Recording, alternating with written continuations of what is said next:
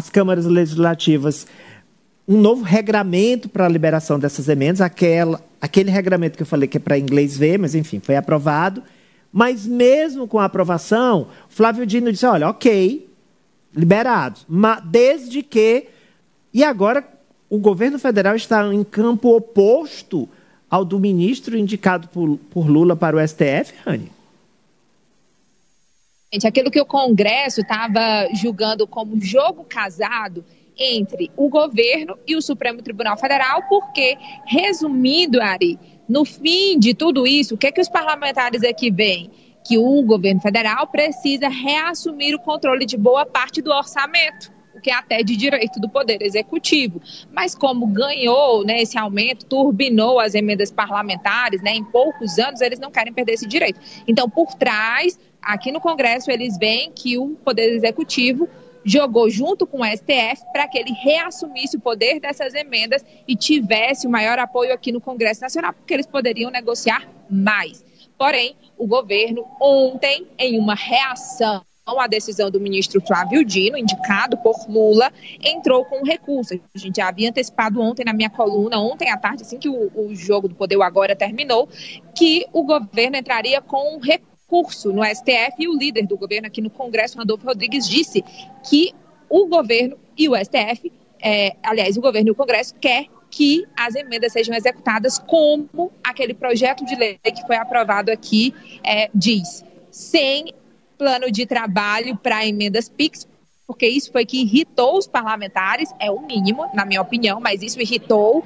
A gente está falando de 17 bilhões de reais para emendas PIX somente ainda neste ano, e também a indicação do nome do parlamentar autor daquela emenda de comissão. Vamos ver o que Randolfo Rodrigues falou.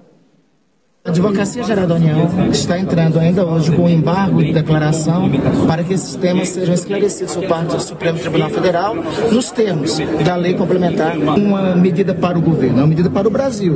Nós temos um ambiente de instabilidade internacional, nós temos um presidente dos Estados Unidos que fica cuidando das coisas da economia global pelo Twitter, criando um ambiente de instabilidade internacionalmente.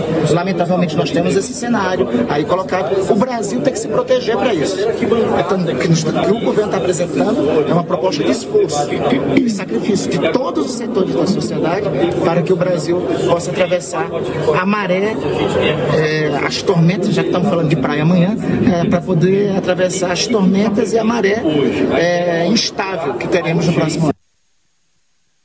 Tá, e ele emendou, só para contextualizar, ele emendou aí no final sobre o pacote do corte de gastos, porque uma coisa está ligada à outra. Inclusive, ele se reuniu ontem com líderes da Câmara aqui na Comissão Mista de Orçamento. Uma coisa está ligada com a outra. Liberação de emenda, aprovação do pacote, consequentemente. Ari, pelo menos essa é a expectativa do governo. E o senador Marcelo Castro, também falei com ele rapidamente, ele explicou que da parte de alguns parlamentares não há resistência dessa decisão do ministro Flávio Dino, porque sim, havia denúncia sobre o uso dessas emendas parlamentares e, na opinião dele, o parlamentar quer se identificar como autor daquelas emendas. Vamos ver.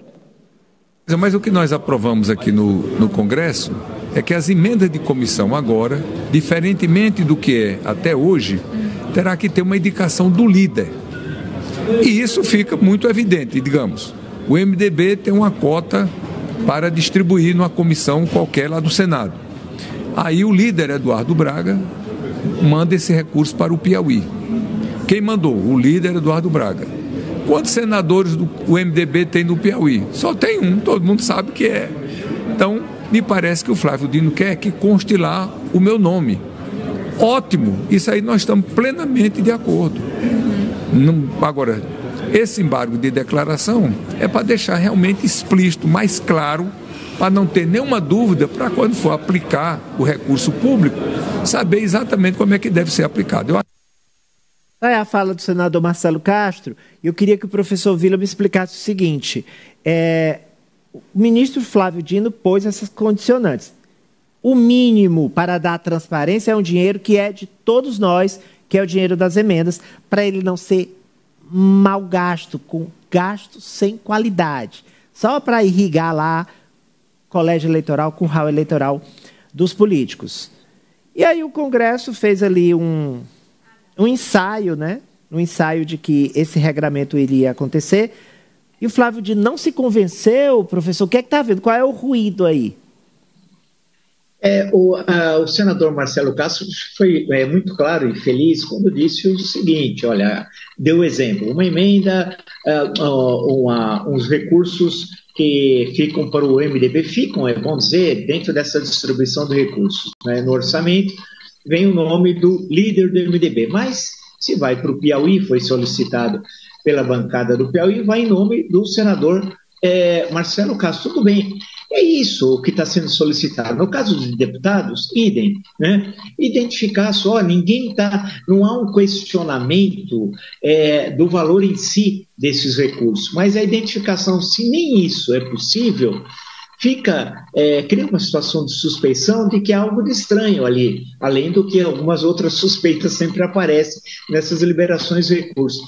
Mostra mais uma vez como o governo é frágil. E o Congresso, especialmente a Câmara, hoje tem um poder que nunca teve na história republicana. E lembrando, não há nenhum presidencialismo, por exemplo, no mundo ocidental, que a questão orçamentária funciona como no Brasil. O Brasil é o caso único, porque o poder do orçamento é do Executivo. O Legislativo discute, aprova ou não aprova. Agora, o Legislativo ter a fatia do orçamento proporcionalmente que tem no Brasil, isso não tem em nenhum país do mundo. O professor deu aí a letra, né? É um sequestro, na verdade, que o Legislativo fez no governo Bolsonaro do